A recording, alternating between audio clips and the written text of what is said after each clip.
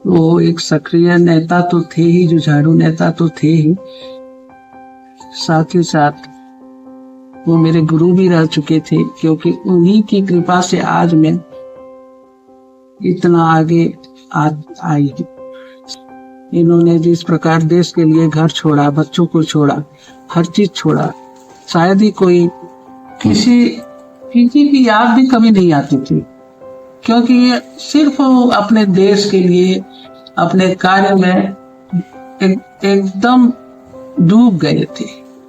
घर को भी भूल गए थे, कभी घर आते थे कभी नहीं आते थे, क्या हो रहा है घर में, बच्चे खाए नहीं खाए, कैसे चल रहा है, कोई इनको कुछ भी जानकारी नहीं रहती थी।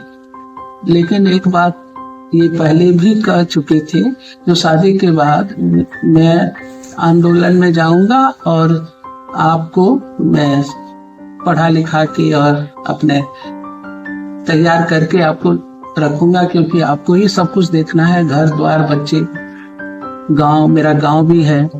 आज बात उस जेपी आंदोलनकारी की जिन्हें पुलिस कभी पकड़ नहीं पाई, जबकि उन पर 50 साल पहले 5000 का इनाम घोषित था। लोहिया जेपी के साथ मिलकर संथाल परगना में समाजवाद की अलख को जगाने वाले और समाजवाद को जीने वाले शख्स गंगा खवाड़ी किसी परिचय के मोहताज नहीं हैं।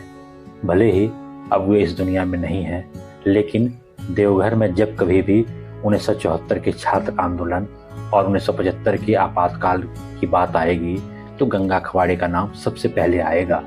लोकनायक जयप्रकाश नारायण के करीबी रहे गंगा खवाड़े आपातकाल के दौरान तत्कालीन संथाल परगना जिले में आंदोलन का कामकाज देखते थे। उनकी अगुवाई में ही पूरे संथाल परगना जिले में आपातकाल के विरोध में आंदोलन हुआ करता था। जेपी उन्हें पत्र लिखते थे। गंगा खवाड़े को लिखे एक ऐसे ही पत्र में जेपी ने उल्लेख किया था कि संथाल परगना में आप यानी गंगा खवाड़े संगठन का काम देखेंगे और सीधे मुझसे संपर्क में रहेंगे। गंगा खवाड़े के नाम जेपी की उस चिट्ठी का प्रमुख अंश आप भी सुने। प्रिय गंगा खवाड़ी जी, बिहार में जन आंदोलन को चलते 14 महीने हो चुके हैं। इतने लंबे समय से और इतने बड़े पैमाने पर ऐसा आंदोलन सातत्यपूर्वक चलता रहा है। यह बिहार की जनता और युवकों के लिए गौरव की बात है। अब अगले 3 महीने में हमें जो चालू और नए कार्यक्रम पूरे करने हैं, उनके संबंध में एक छोटी सी पुस्तिका प्रकाशित हो चुकी है, जो आपने देखी होगी। 3 महीने की यह अवधि जब से कार्यकर्ताओं के हाथ में यह पुस्तिका पहुंची है, तब से माननी चाहिए। इस समय हमारे सामने मुख्य काम नीचे गांव से लेकर प्रखंड तक जनता सरकार के संगठन का, अर्थात योजना के अनुसार छात्र संघर्ष और जन संघर्ष समितियां गठित करने का तथा जनता सरकार के लिए उपरोक्त पुस्तिका में जो न्यूनतम कार्यक्रम दिया गया है, उसे गांव-गांव से लगाकर ऊपर तक क्रियान्वित करने का है। मैं चाहता हूं कि प्रदेश के हर जिले में एक साथी हो जो इसी काम के पीछे अपनी पूरी शक्ति और समय लगाए और जिला तथा प्रखंड संघर्ष समितियों, दलीय तथा निर्दलीय कार्यकर्ताओं आदि को सक्रिय करके और उन्हें सहयोग देकर जुलाई अंत या आवश्यक हो तो अगस्त अंत तक संगठन के काम को पूरा कराए तथा न्यूनतम कार्यक्रम को चालना दें। मेरा सुझाव है कि आप संथाल परगना जिले में इस काम की जिम्मेदारी उठाएं। आपकी स्वीकृति श्री त्रिपुरारी शरण, संयोजक, संघर्ष कार्यालय, कदम कुआं, पटना को भेजें। आगे इस संबंध में आवश्यक सूचनाएं वे आपको देंगे। इस काम के लिए सफर आदि का खर्च संघर्ष कार्यालय वहन करेगा। आपका जयप्रकाश नारायण। तो इन्होंने मुझे पढ़ाया लिखाया, ट्रेनिंग कराया, नियुक्ति भी हुई। जिस स्कूल में मैंने पढ़ाई किया उसी स्कूल में मेरी नियुक्ति भी हुई। उस समय गुलाम सरवर शिक्षा मंत्री थे,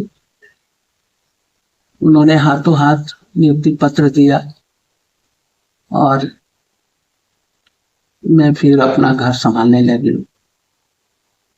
मैंने, मेरी माँ बोली आके, आप 2 साल शादी नहीं करते तो वही अच्छा रहता। तो इन्होंने हंस के कहा, लिखा हुआ था तो हो गया, और शादी तो हो गई, लेकिन हम लोग आपस में कभी मिल नहीं पाते थे। हमेशा पुलिस इनके पीछे लगी रहती थी। कभी भी घर आते थे, आराम से ना खाना खाते थे, ना बात कर पाते थे, तुरंत पुलिस पीछे लगी रहती थी। एक समय ऐसा आया जो इनके ऊपर चार्जेस लगाया गया, इनाम जो 5,000 का इनाम घोषित किया गया, जो जो भी देखे, जो भी पकड़े उसको इतना इनाम, 5,000 इनाम दिया जाएगा। लेकिन इनको कोई पकड़ नहीं पाया। रक्षाबंधन के दिन ये घर आए, बहन आई राखी राखी लेकर बांधने के लिए। तो उस समय फोन आया और एसपी का फोन आया, जो आपसे मिलना जरूरी है, आप अगर मिल सकते हैं तो आ जाइए। तो ये तो अपने बहुत होशियार थे, ये ऐसे थोड़े जाने वाले थी। फिर ये निकल गए तो निकल गए, और कहाँ निकले हम लोगों को भी पता नहीं। बार बार मेरे घर में तो यही चक्कर चलते रहता था, कभी 4 गाड़ी फोर्स आ गई, कभी किवाड़ी टूटा, कभी खिड़की टूटा, कभी कुछ टूटा, क्योंकि पुलिस को खबर हमेशा लग जाता था। ऐसा कोई लगा रहता था जो रिपोर्ट उनको मिलता था थाना को। तो इस हालत में घर में नहीं रह सकते थे, जिसको कहा जाता है जो न जी भर के कुछ बात भी एक किए, न कुछ बताए, न कुछ, जब तक रहे तब तक अपना गांव का भी कुछ नहीं जानते थे, कितना धान होता है, कितना खेत है, कितना कैसे मेरी माँ देखेगी। मेरी सास भी बहुत बीमार रहती थी, फिर भी संभाल रही थी। अभी मैं घर संभाल रही हूँ, कभी कनाडा में रहती हूँ, कभी दिल्ली में, सब कुछ है लेकिन ये नहीं है। इमरजेंसी के टाइम में ही हम लोग गांव गांव घूम के और प्रशिक्षित करते थे लोगों को। और हम लोगों के नेता थे गंगा खवाड़े जी। गंगा खवाड़े जी को लिखने पढ़ने का बड़ा शौक था, तो वो बड़ा बड़ा पर्चा लिख के देते थे कि हमारा ये चिट्ठी है जनता के नाम, आप लोग लेके जाइए, हमारी भी बात, हम तो अंडरग्राउंड है, हमारी भी बात आप लोग वहां करिएगा।